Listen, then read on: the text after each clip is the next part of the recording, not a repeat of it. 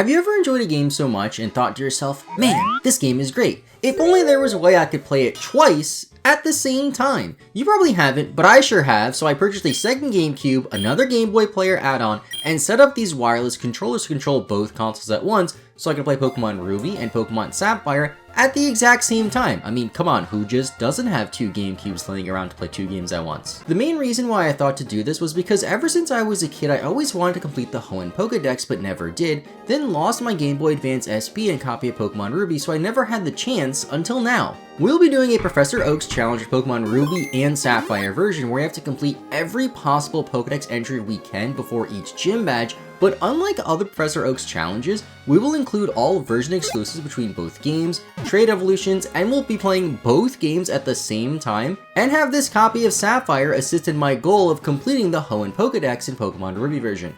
Playing two games at once has other advantages we'll discuss later, as well as disadvantages we'll definitely discuss later, but enough rambling, let's fire up our GameCubes and head to the Hoenn region to catch them all. Starting off with the Ruby version as the main game, I picked the boy and named ourselves C, then to make it a bit easier to distinguish which game is which in Sapphire, I picked the girl character and named her Seela. How creative, that's why I'm a YouTuber after all. I also have these cool Groudon and Kyogre backgrounds that my buddy Ron helped me set up to make them look even cooler and distinguish the games even further, and he was even with me when I got the second GameCube, so funny how that works out. Immediately once we're in the game, I have some trouble moving around. It turns out that sometimes one GameCube wouldn't pick up an input, or one game would bonk into a moving NPC, causing them to desync.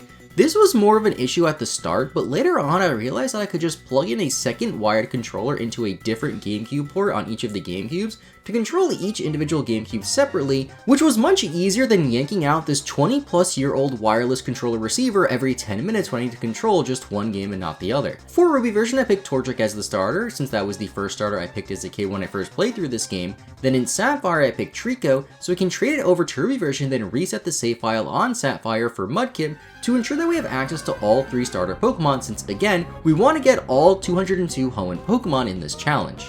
In the process, we also catch a Wurmple, then 5 Zigzagoons in each game. If you're wondering why, then you must be new to the channel, so hello there, I'm PaPaSea and I'm kind of obsessed with Pokemon and do wild or insane challenges like this one, so if you think that's cool, consider leaving a like and subscribing, or just don't, I don't really know you. But the reason behind forming the Goon Squad in both games was because in Ruby and Sapphire, Zigzagoon can use the pickup ability to pick up a rare candy at any level, which really assists in grinding, since even our level 2 or 3 Zigzagoons have a chance to pick up rare candies. Early on, I focused on leveling up Torchic and Mudkip as they evolve at level 36 into their final form versions, and are one of the highest grinds we have to do at this part of the game. The longest grind that we have to do before battling Roxanne is get a Pokemon all the way to level 40, which we'll be spending a lot of time with.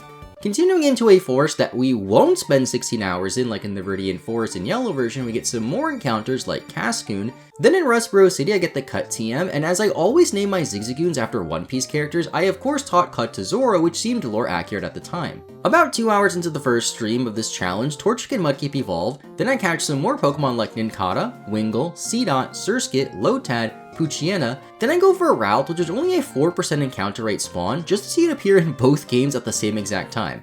After that, we have Tailo, Slackoth, then a second Slackoth to trade for a Makuhita in Rustboro City, Shroomish, then Silcoon, and the 2% Skitty encounter. In hindsight, I don't know why I didn't just finish out the encounters before grinding. I kinda just grinded a bit, caught Pokemon, grinded a bit, caught Pokemon, and learning how to be efficient is definitely one of the biggest challenges I had to overcome throughout this challenge.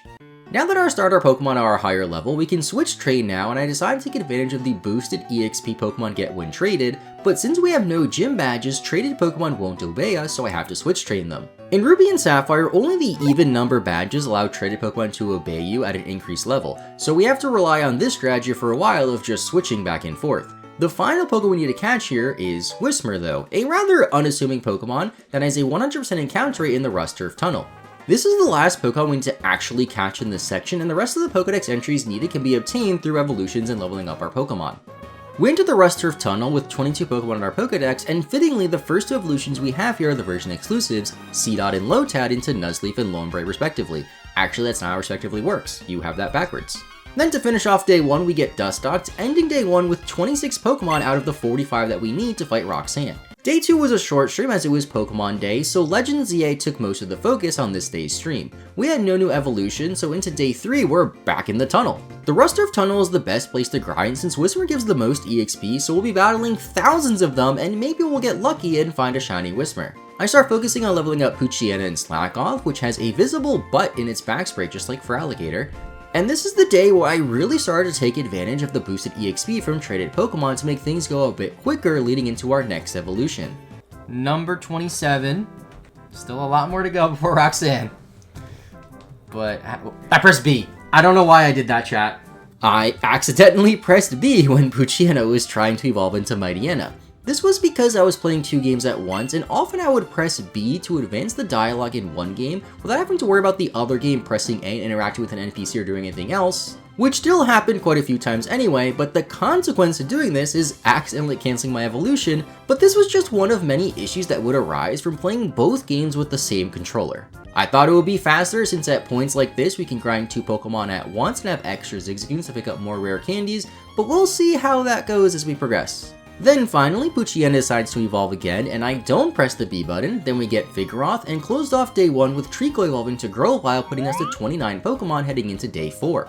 Day 4, we're back in the tunnel again, but since we need Vigoroth to evolve again at level 36, and our Marshtomp is already getting to a pretty high level, I decided to switch train to Vigoroth in Sapphire version to effectively grind up 4 Pokemon at once. In a normal Oak challenge, you would just focus on 1 Pokemon you're leveling up, but since we have the boosted EXP bonus on traded Pokemon, this seems like it's more efficient. A lot of this challenge was me figuring out what was efficient and what was not efficient, and I realized that my old chair that I used to stream definitely was not efficient, especially with all the time that we're spending in it for this challenge. If you thought spending 16 hours in the Viridian Forest was a lot, just wait and see how long this took before we got the first badge in Ruby and Sapphire. The highlight of Day 4 was that I started using my brand new Flexispot C7Max chair, which is the sponsors for today's video. This was a much needed upgrade and helped a lot with this challenge. It's not one of those weird gamer racing chairs or whatever that look weird and don't actually help you out. It's an actual ergonomic office chair that even Professor Tree likes, and we all know how hard he is to please. It has great back support that's suited for sitting into for up to 12 hours a day, which I came close to while recording this video,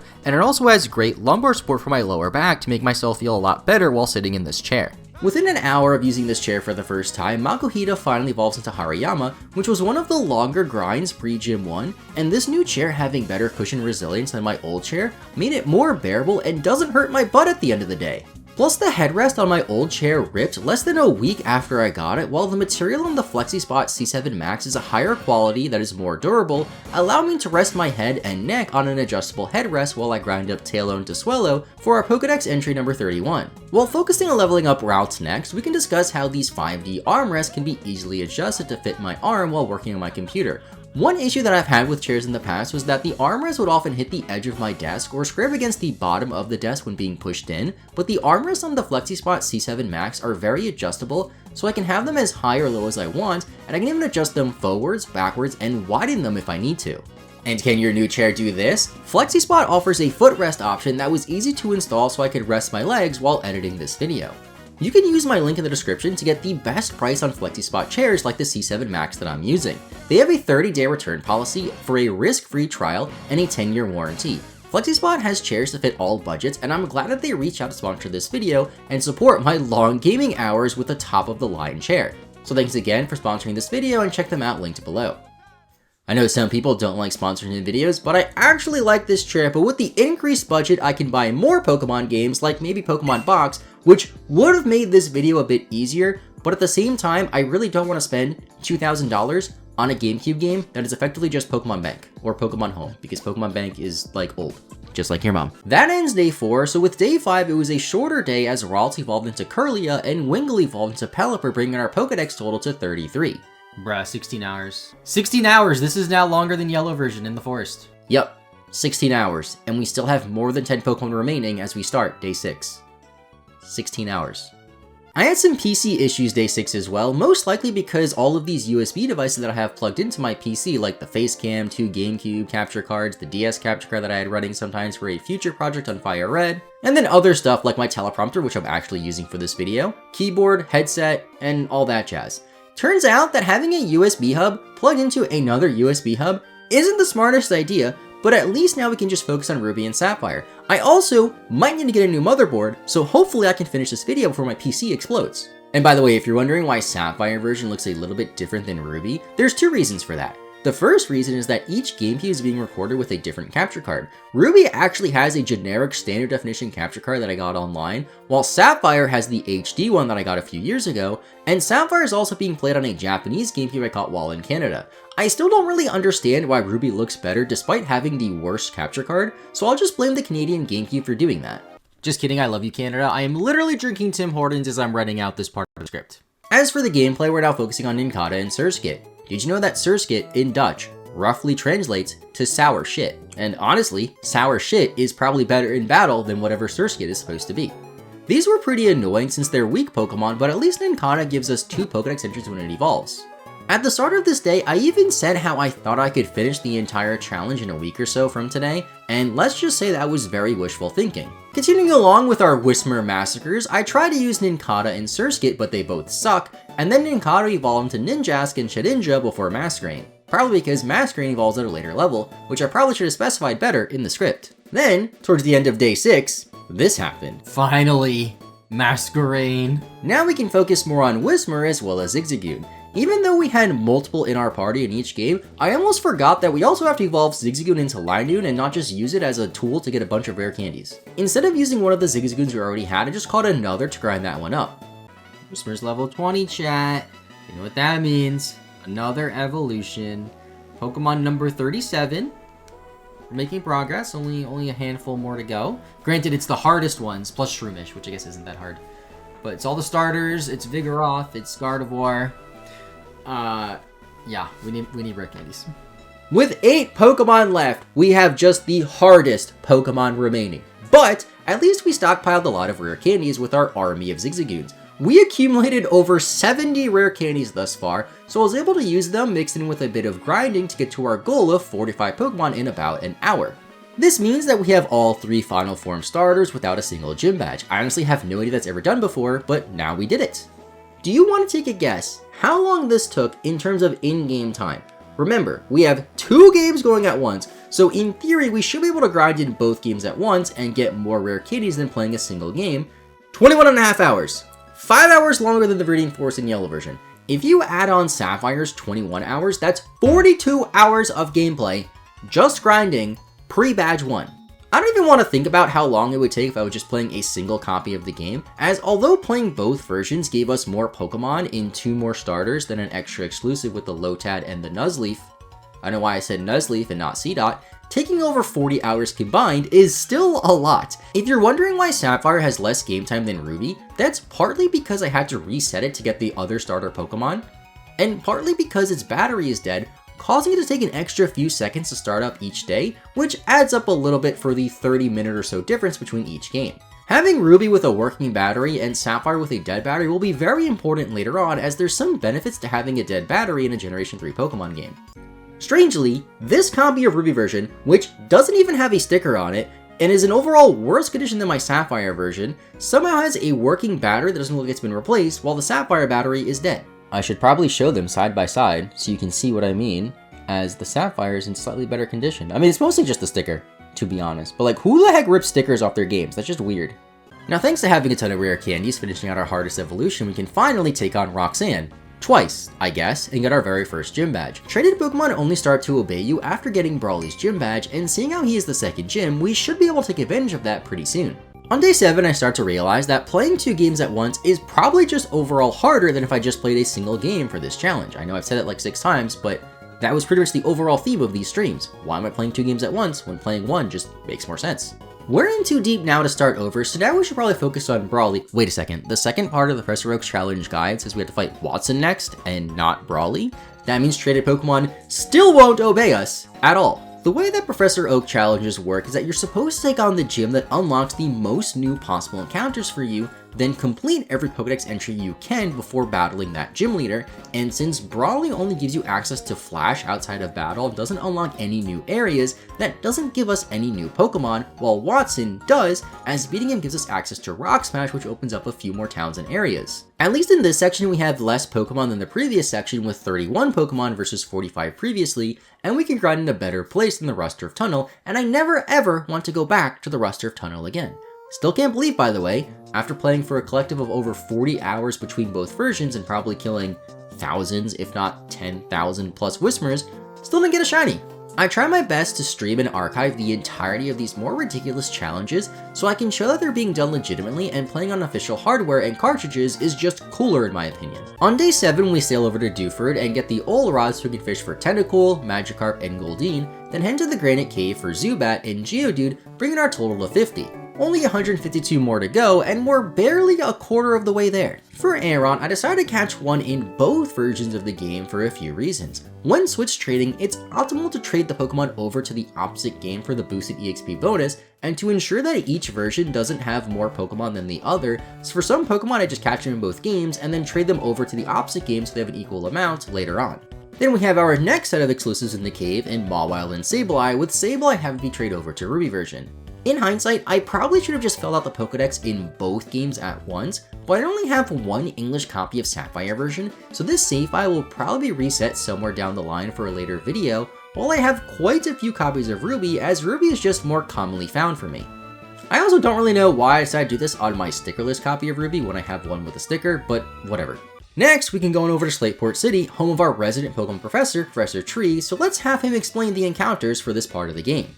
Greetings fellow Pokemon trainers, and welcome to my glorious hometown of Slateport City, known for its beautiful sunshine and white sandy beaches, if you know what I mean. Here we can get some of my favorite Pokemon, like Plusle and Minun, then PaPaSea's favorite Pokemon, Gulpin. I'm sure you might be thinking that me having a Plusle and Minun plush is weird because who has Plusle and Minun plushes? But this guy has a Gulpin plush, like seriously, who bought this besides him? We also have Electrike, Oddish, and at this point PaPaSea had miscounted in his Pokedex and his overlay, something that a Slateport City University grad like myself would never do, probably because he missed Zubat, but more on that later, he'll figure it out soon. The next few encounters are up near Mauville City, so I'll pass it back to PaPaSea to explain those, since he doesn't need me to explain anything technical this time, as he hijacked my whiteboard for some other weird project he's working on. Like seriously, why does this guy keep like taping his Pokemon games to my whiteboard? What does this mean? Thank you for that, Professor Tree, and back to Mauville City we can get our 60th Pokemon Meryl, and we still have one badge by the way. Route 117 is crucial in this run for many reasons. First, we can get a few encounters here like Illumise and Volbeat, and by the way, Volbeat really started to grow on me after seeing it so much for this video. I mean, just look at its spray in this game and look how cool its shiny form is. I really hope we can get a shiny Volbeat, but back on topic, the first reason why we love Route 117 is because we can utilize the daycare in both games to help us round up 4 Pokemon at once. Boosted EXP doesn't matter for the daycare, and while it might seem expensive as we have to pay money to get our Pokemon out of the daycare, we still have our army of Zigzagoons picking up items like nuggets that we can sell to pay for the daycare, so money really isn't an issue in this challenge. I can see us picking up a ton of time here, and we're already at around the 24-hour mark of game time. Before ending day 7, I realized I somehow forgot to catch Zubat, so I go back to the Granite Cave to catch one for Pokemon number 63. Day 8 was also a shorter day on the stream, but we still managed to evolve Zubat into Golbat and still have to figure out a way to boost its happiness enough so we can get Crobat. Golbat can at least hold its own in battle while we grind out 117 with the EXP share that we got from the Devon Corporation president recently to make it so we don't have to switch trade nearly as much. And boy, these happiness or friendship evolutions are really annoying. Honestly, don't really know the difference between the two as they're so similar, but they're both annoying. The next few days were basically just this, grinding out 117. I'm gonna plug my Twitch channel here again in case you guys want to keep me company while I do these challenges live, since you don't want to miss out the next challenge. Or maybe you do, I don't know you. I also remember that we could backtrack to Rustboro City to fight a few more trainers that are locked behind a cut tree, but for some strange reason, this berry patch in Ruby was empty even though I had never been here before in the save file. Berry mechanics in Generation 3 are weird, and Ruby has a working battery, so I don't really know what happened. This same cartridge was used for the previous Zigzagoon video as I did not too long ago, so I don't know if resetting the save file doesn't reset all the berry trees or what. Too bad the berry page is missing from my old strategy guide on this game, so I can't figure it out, but oh well, we'll talk more about berries a little bit later. when we finish up a special Pokemon that we need to get. Around this time, I also got the Soothe Bell to help Golbat evolve into Crobat, then that Aber we got in Granite Cave evolved into Kadabra so we can trade it for Alakazam later on, then we also evolved Oddish into Gloom to get us to Pokemon 66 as we head into Day 9. For Day 9, I decided to be more efficient and focus first on Pokemon that evolve the soonest, with the higher level evolutions or more annoying evolutions being saved for later on, and also some of them being put in the daycare. It's montage time, so let's spike our Liddens and rapid fire Poke-Rap style. So originally in the script, I wrote out this really cringy rap. I'm not going to do the rap, but instead I will say that Pokemon 67 was Gyarados, 68 was Alakazam, I wrote something about him having a spoonful of peas, 69 Manectric, which, you know, was nice, and then 70 Azumarill. Alright, that's all that I'm going to do. I'm not going to do the rap. But finally, we also get Crobat. It only took like 5 extra hours, then 72 is Swalot, 73 for Gravel Guy, don't know why I called him Gravel Guy in the script. Then I focused on Goldeen to evolve into Seaking, then gathered up our rare candies to evolve Tentacool into Tentacruel, get Aeron all the way to Aggron, and then trade over Graveler into Golem in the process, bringing our Pokedex total to 78 Pokemon. I got really hungry at this point, but the grind never stopped, so I ate my lunch while hammering away at Watson 2 times, once with Swampert and another with Golem, for our 3rd gym badge. Typically when I end a section of the God, I also end the stream for the day, but I decided to go a bit farther and start part 3 of this challenge to fight Flannery, the 4th gym leader, even though for us, she's going to be our 3rd gym badge. Beating her allows traded Pokemon to finally obey us, and we have 28 new Pokemon to get here, which doesn't seem too bad, but some Pokemon are more annoying than others, like Nosepass. We can get Nosepass in the Granite Cave, and it's a 30% encounter rate, which sounds pretty easy. I mean, we already had to get multiple Pokemon that were 4% encounters, 2%, or even 1%.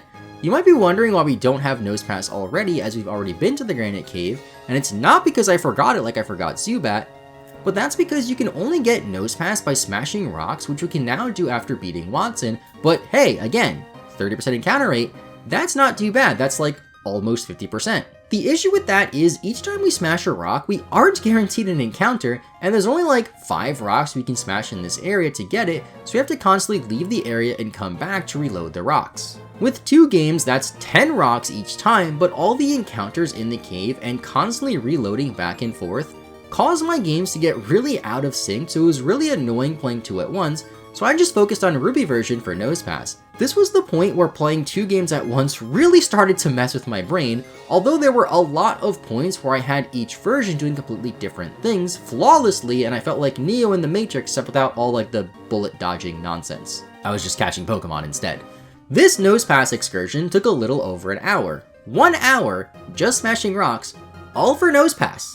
I don't even really like Nosepass that much. Is this what Roxanne did to get hers? I have no idea, but I would say this wasn't worth it, but it had to be worth it, otherwise I couldn't finish this challenge that I already sunk nearly 30 hours into. It's been 9 total streams, so at 30 hours of gameplay, that breaks down to like a little over 3 hours a day, which when put in that context isn't too bad.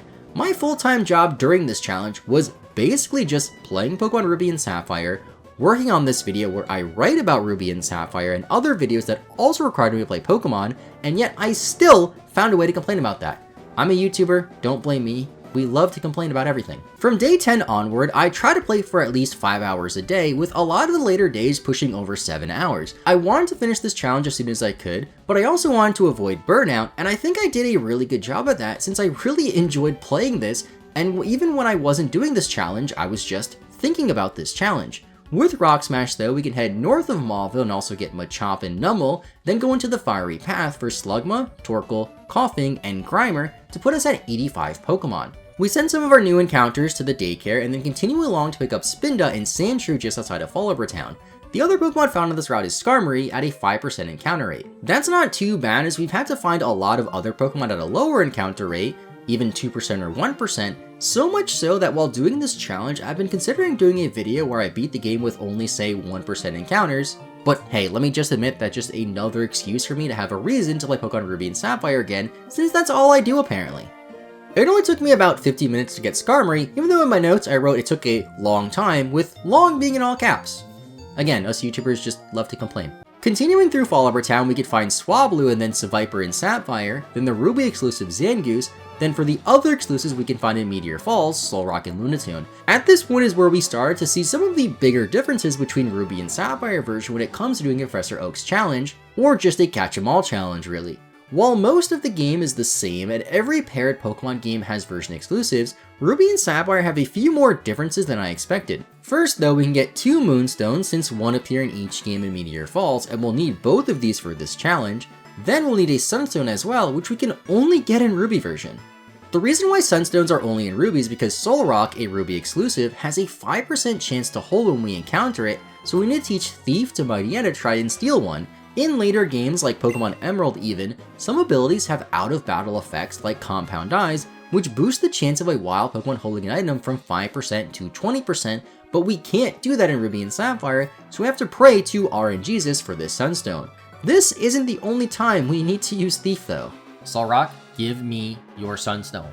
You are literally a sun made out of stone. Luckily we got the Sunstone pretty quickly, and now we can stop at the daycare and see, wait a minute, my Pokemon in Ruby version laid an egg? How? Apparently Grimer and Slugma are in the same egg group and they laid an egg while leveling them up in the daycare. I don't know why I'm surprised since they're both like these weird slimy things or whatever. I just continue the story to Mount Chimney to fight Team Aqua and Magma, evolve Machop to Machoke, take the Meteorite, then catch Spoink on our way to Laveridge Town. Now we can trade Machoke to evolve into Machamp, evolve Gloom into Blossom with the Sunstone that we just stole, then use a Moonstone for Delcatty to put us at 98 Pokemon at the end of the day. Almost halfway through and nearly 70 hours of combined gameplay. Volbeat! Yeah, Volbeat really grew on me in this challenge, so much so that whenever I encountered them on Route 117, I would just scream Volbeat. Day 11 was also pretty short, but I still managed to get 3 new Pokedex entries with Camerupt, Grumpig, and Sandslash, putting us at exactly the halfway point with 101 Pokemon, and I think the second half should be quicker than the first half. We're at 35 hours or so in each game, so let's see how that holds up at the end. I really don't want this to take 140 hours combined between the 2 games. We start day 12 how we start just about every day when we do one of these challenges, by grinding against wild Pokemon and questioning my life choices. It's only March, or maybe April when this video comes up, I don't really know when I'm uploading this video, and this is at least the 4th time this year I spent countless hours grinding up against wild Pokemon for videos. Help me. Shortly into day 12, we notice this weird NPC too. Heyo, they call me the hipster. Was that a phrase people used in 2003? Want to trade decorations with me? Sure. Have you heard about couple? What's going on? What's it mean? Well, ask your daddy or mommy, okay? That has to be one of the weirdest NPCs I've ever seen in a video game, but back on the grind. First, we hatch the gift Wynut egg, then I use Slugma and Coughing in their correct games because they can now hold their own in battle now and obey us. I figured that using the Pokemon that I'm training without EXP share frees up extra slots in each game for 2 more Zigzagoons total, which means more rare candies. In hindsight, I probably should have also kept a rare candy counter for this challenge to see how many we get, as I have no idea how many total candies we used for this playthrough, but I'd guess that we used around 200 or so. This new plan for grinding Pokemon seemed to work, and we didn't have to grind for much longer to get enough candies to get Magcargo, Altaria, and Muck, then Wobbuffet and Weezing for 107 Pokemon. That means we can finally fight Flannery for our 3rd gym badge, and now traded Pokemon will also obey us once we get this gym badge, making leveling up Pokemon a lot easier. The section after Flannery has 2 gyms, Brawly's gym and Norman's gym in one. While defeating Brawly doesn't unlock any new encounters, in order to fight Norman, we need to have at least 4 gym badges, and the only other gym we have access to at this point of the game is Brawly's gym. Another benefit of beating Flannery is we can now go into the desert, which has all of our encounters for this part. There's only 11 Pokedex entries needed for this section, which include Trapinch, Cacnea, and Baltoy, then the fossils with each game getting the opposite fossil since you normally only get 1, as well as all of these Pokemon's evolutions of course. The fossils start at level 20 and evolve at 40, which is pretty high, and unlike in a regular Professor Oak's challenge, we have to do both, not just one. The fossils have a terrible moveset, so we just stick them in the daycare for now. Trapinch and Cacnea aren't great either, so I use the EXP share on them and then stick Baltoy in the daycare as well. Since Trapinch evolves twice, I also have to make sure I trade its middle evolution, Vibrava, back to Ruby version, then back to Sapphire again to finish grinding into Flygon. Another weird part of this challenge is I was trading back and forth, I had to make sure to trade back middle evolution so I didn't miss out on them. As it would have been pretty bad if I leveled up Trapinch all the way to Flygon and then didn't have Vibrava's Dex entry in Ruby version. Minor editor's note I want to add here, but I realized in the initial script I didn't go over the benefit of boosted EXP too much, or at least I didn't think I did. Boosted EXP benefits us a lot more when we're using that Pokemon in battle, but using EXP share mitigates that a little bit. I'm not sure if using the EXP share is better or not. At some points it seems like it is, but the biggest reason I stuck with it for most of the run was because it was easier to have both games doing the same exact thing. If a Pokemon in one game was one-shotting every wild Pokemon, then the other game was taking 2 or 3 shots to knock them out, the games would get out of sync a lot easier, which is another reason why playing 2 games at once was more of a hindrance than a help, even if it allows us to do some sections faster. I also had to fumble with the controls a lot less when each game was just one-shotting Pokemon with the EXP share boosted EXP. So let's just say for the future, I don't plan on playing 2 games at once again. With all our encounters for this section out of the way, we can go back to my favorite place in Hoenn, Route 117. It's still the best place to grind since Volbeat, Illumise, and Roselia make up a bulk of the encounters and give good amounts of EXP. I also don't know if I ever mentioned that I caught Roselia, but yeah, I caught it a while ago on Route 117. I spent a lot of time on Route 117 as a kid breeding Pokemon and trading against all of these trainers on this route with the Versa Seeker and Emerald, so it was rather fitting that for this challenge I spent a lot of time here as well. That ended day 12, pretty early, partly because I had leftover Chinese food for lunch and it hurt my stomach. That was probably too much information, but on day 13 I focused on leveling up Trapinch and Cacnea, and even get the black glasses for Cacnea so we can do more damage and get more consistent one-hit KOs. It ends up evolving into Cacturne at level 32, which wasn't too bad, so then I decided to focus more on the fossils with the EXP share. Turns out that they're in a faster EXP group than Trapinch, so they should evolve quicker despite leveling up and evolving at a later level. I spent so much time grinding, battled so many wild Pokemon, and then finally found this. But I guess technically in yellow, is that a shiny? Shiny Zigzagoon! I got a shiny! Fitting that's a Zigzagoon given the theme of the channel over this last year or so, and continuing our nicknaming theme, I name it Goldie Roger, and then I added to the party, and the first item it picked up was a rare candy, which was very fitting. One of the added benefits of this challenge is the chance to find shinies since I encounter so many wild Pokemon, so I hope that we can find more in this challenge or in other similar challenges that I do on this channel. Finishing off the desert evolutions wasn't bad either, and we get Vibrava, Armaldo, Claydol, and Cradily, then trade over all the Pokemon to Ruby, and then finally at level 45, we get Flygon, the last Pokemon needed before we can fight Norman. I just take care of him with our starter Pokemon for our 5th gym badge pretty quickly, and now that we have access to Surf, we can access basically the rest of the Hoenn region. We had to do a lot of traveling for these encounters, but at least the 6th gym leader, Winona, gives us access to Fly, and she should be next, but no, of course, Winona is not next on the Oak Challenge list. For part 5 of this challenge, we have to take on Tate and Liza first, and looking at this section, it's the biggest section by far. We have over 60 Pokemon to add to our Pokedex, and there's some annoying Pokemon in there like Milotic, Walrein, Glalie, and Kingdra. It's going to involve us running around different parts of the region, all of that without using Fly. The first Pokemon we can get with Surf is Jigglypuff, but we need 2 so we can breed for an Igglypuff later on. We also need a Moonstone for this Jigglypuff, so I start using Thief again, but this time in Sapphire version to get a Moonstone off a Lunatone. This was rather foolish as I wasted a little bit of time doing this, because normally you only find 1 Moonstone in a game, but I kind of forgot that I was playing 2 games and therefore had 2 Moonstones and just didn't need to use Thief at all, so I used the other Moonstone in the other game to get Wigglytuff. With Surf, we can also go to the Sea Mauville to get Voltorb and Magnemite, but we'll return here later on. Then we fish for a Barboach and Carvanha, breed for the Igglybuff, and then end the day to start day 14 with Barboach evolving into Wishcash. On our way to Fortree City, we stop by the Weather Institute to pick up Castform, catch Tropius, use a Leaf Stone to get Shiftry, and then prepare to find Feebas. This section has a lot of running around, and the tricky part about Feebas is it's only available on 6 random fishing tiles on Route 119, with no real way of knowing unless you just try and see if it's there. These tiles change each day if your battery is working, but if you have a dead battery, like we do in Sapphire version, we can do some shenanigans, like talk to this guy in Dewford City who says, "low treasure," then enter that phrase along with our trainer ID in Sapphire to generate a map that tells us where Feebas might be. It's not 100% accurate, but I tried out anyway as it beats fishing in random spots and hoping it's there, and hey, look at that, it was right, and first try, we get Feebas. We still have to max out its beauty stat and evolve it, but we can worry about that later on. Continuing along, we also catch Kecleon and Absol, evolve Carvanha to Sharpedo, visit Mount Pyre for Shuppet and Duskull, and then get a second Gloom for Vileplume, as well as catch Meditite and Vulpix. We can't get many of the evolution stones needed just yet, so for our next batch of encounters we have to enter the dreaded Safari Zone. Luckily, the encounter rates for the Hoenn Safari Zone aren't nearly as bad as the Kanto one in Generation 1, but we still spend a good amount of time in the Safari Zone here, mainly because you need both bikes to access certain areas, so we have to go all the way back to Mauville City to switch bikes each time.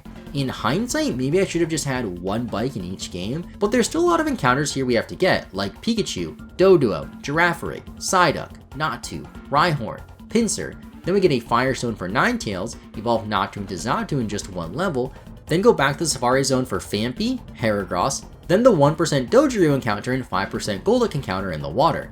This took about 2 hours for the Safari Zone encounters alone, as we pass 150 Pokemon in the process. Now we can clear out Team Aqua and Team Magma from Mount Pyre for a few more encounters like the 2% Chimecho, evolve Shubbet to Banette, then head back to the Sea Mauville for Madton and Electrode, which are 1% encounters there. In the Sea Mauville, we also find a Thunderstone here to get Raichu, breed 2 Pikachus for a Pichu, and then while in Mount Pyre, we also picked up the incense needed to breed Marils into Azurill. Next, we take out the evil team base near Lily Cove City, which has a different layout in each game, so getting through them with one controller was a little tedious. Actually, playing 2 games at once is tedious in general, and I most likely won't do it again for these future challenges. After the hideout is clear, we can go to Moss Deep City, then into the Shoal Cave for Spiel and Snorunt, with Snorunt being captured in Sapphire version thanks to Sapphire having a dead battery. The Shoal Cave is weird and looks different at different points of the day, but if your battery is dead, Shoal Cave always looks the same depending on the time you set the start of the game, so when I started up the Sapphire save file, I kept that in mind and set it to a time where the cave was open. After that, we pick up a Love Disc, then go to Evergrande City to fish up a Corsola. After about 15 minutes of fishing for Corsola, I realized I was using the wrong rod the entire time, so I used the right rod and catch it for Pokemon number 163. Next, we have some more fishing for Horsey, then Meditite evolves to Medicham, we fish for Staryu, evolve Phanpy to Donphan, Horsey to Seadra, and then Duskull to Dusclops. We're on like day 16 now, which happens to be the 22nd anniversary of Pokemon Ruby and Sapphire releasing in North America. Beating it on their anniversary would be amazing, but we still have a long way to go. First, we evolve Wailord to Wailord, get Rhydon, then remember that we never caught Corphish, which is needed for this section, so I walk all the way back and catch one which evolves into Crawdon in one level. And now we have what could be the most tedious thing in this challenge, and I'm not talking about Milotic. Since we're playing Ruby and Sapphire and including trait evolutions, that means we need to get Kingdra, which you don't normally need in a regular Professor Oak's challenge. Kingdra evolves from Seadra when it's traded while holding a Dragon Scale. That doesn't seem too bad, but how do we get the Dragon Scale? Wild Horses and Bagon have a 5% chance to hold them, just like Solrock had a 5% chance to hold a Sunstone, and we got that with no problem.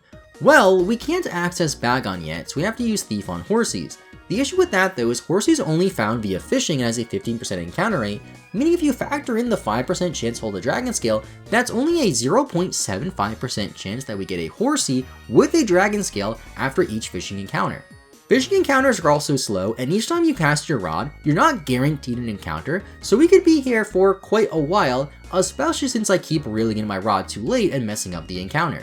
And we were here for a while. I focus on fishing in one game since you can't sync up fishing encounters in multiple games easily. I totally spent hours fishing here so I can thief a Dragon Scale from a Seadra, as trading over one that I already had an existing copy of Emerald would have been cheating. Next, we have some more evolutions like Celio, Glalie, and Walrein, putting us to 177 Pokemon. The last Pokemon needed for this section is Milotic.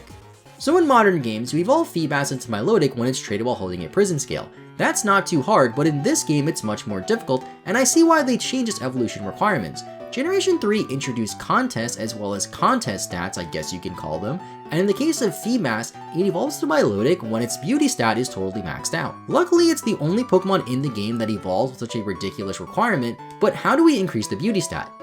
Berries. We take berries, turn them into Pokeblocks, then feed them to our Pokemon to increase its contest stat.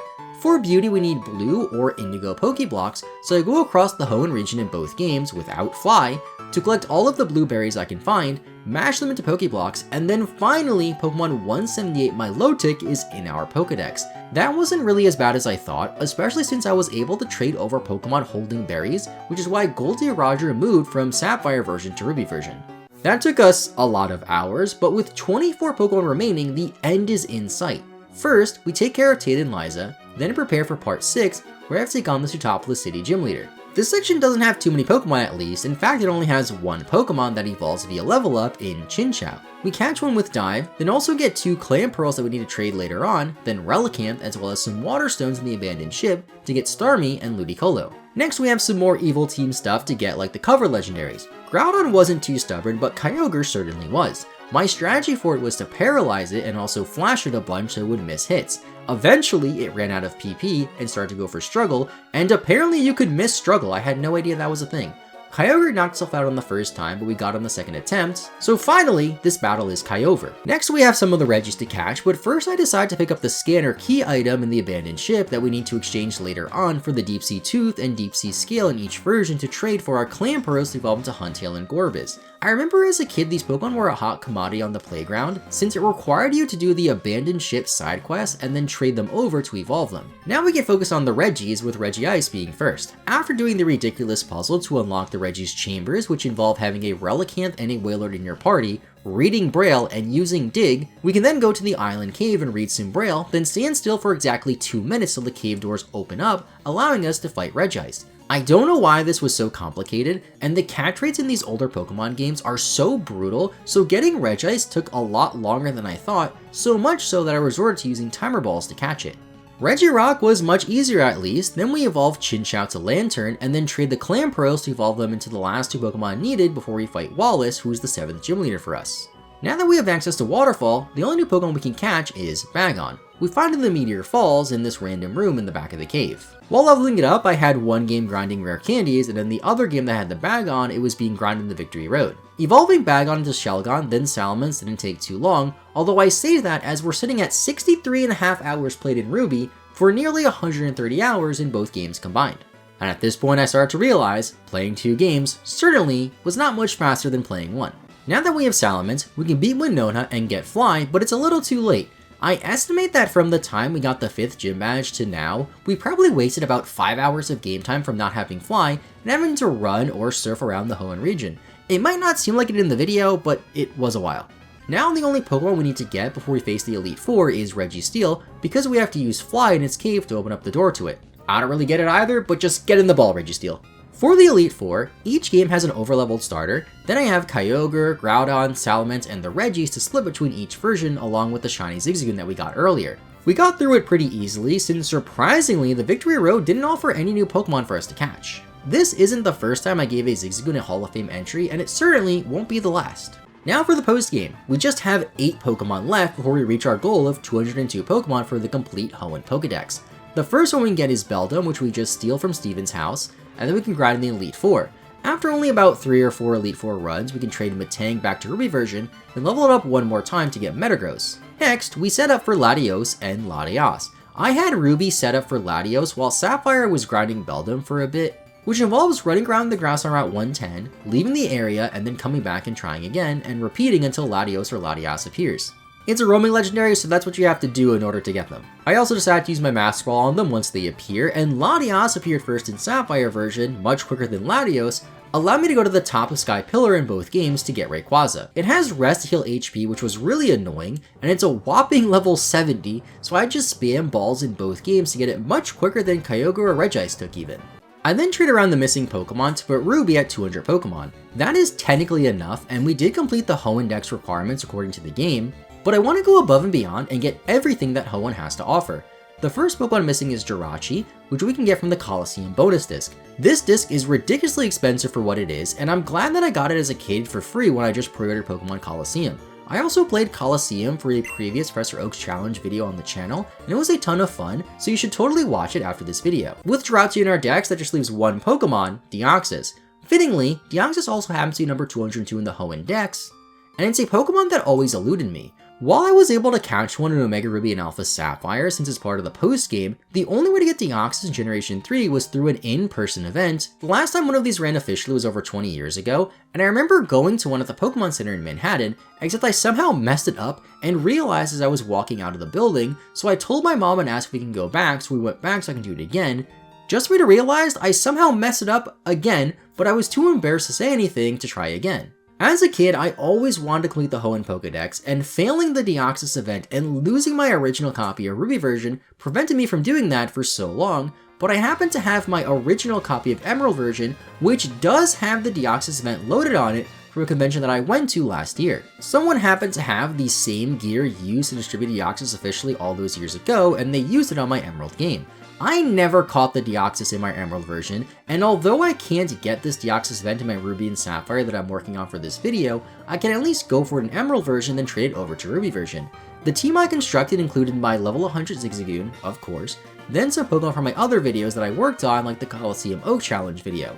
I stocked up on Timer Balls and Ultra Balls and did the puzzle to finally unlock Deoxys, something I've been waiting to do for over 20 years now. Macargo was great to use Yawn to put Deoxys to sleep, much like how we used it in the Coliseum video, and finally I was able to catch Deoxys. I don't think I've ever been this happy to catch a Pokemon, as I was happier catching this Deoxys than I was catching that shiny Zigzagoon earlier on. Part of why I like doing these challenges and catching all of these Pokemon was because it fulfills my childhood dream of completing the Pokedex or getting Pokemon that I wasn't able to as a kid, like this Deoxys. My favorite thing about being able to basically be a full-time Pokemon trainer is I can do all of these things I wanted to do as a kid, but just as an adult now. 10-year-old me would think that current me is the coolest person ever, and I'm glad that I'm able to share my Pokemon experiences with you all. And if you were wondering, our final game time in Ruby was 68 hours, and seeing as the midway point we're at 35 hours, the second half basically took the same amount of time as the first half. I still thoroughly enjoyed this challenge, especially towards the end, where I often found myself losing track of time, and then realized that looking at my recording that 4 hours had already passed since I started playing. While this year I've been focusing more on making videos that I want to make and playing the games that I want to and enjoy, rather than pleasing the algorithm or jumping on a certain trend, there are still some more things that I want to do in my old Pokemon games, especially when it comes to Generation 3.